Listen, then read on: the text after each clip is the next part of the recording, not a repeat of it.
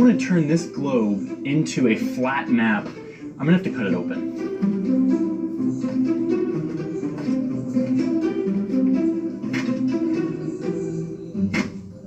In order to get this globe to look anything close to a rectangle lying flat, I've had to cut it in several places. I've had to stretch it so that the countries are starting to look all wonky. And even still, it's almost impossible to get it to lay flat. And that right there is the eternal dilemma of map makers. The surface of a sphere cannot be represented as a plane without some form of distortion. That was mathematically proved by this guy a long time ago. Since around the 1500s, mathematicians have set about creating algorithms that would translate the globe into something flat. And to do this, they use a process called projection.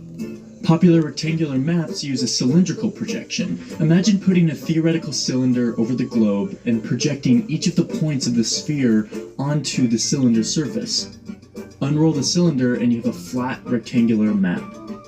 But you could also project the globe onto other objects, and the math used by map makers to project the globe will affect the way the map looks once it's all flattened out. And here's the big problem.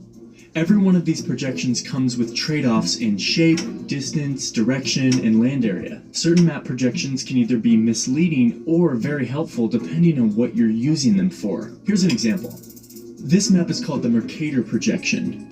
If you're American, you probably studied this map in school. It's also the projection that Google Maps uses. The Mercator projection is popular for a couple of reasons. First, it generally preserves the shape of countries. Brazil on the globe has the same shape as Brazil on the Mercator projection. But the original purpose of the Mercator projection was navigation. It preserves direction, which is a big deal if you're trying to navigate the ocean with only a compass. It was designed so that a line drawn between 2 points on the map would provide the exact angle to follow on a compass to travel between those 2 points.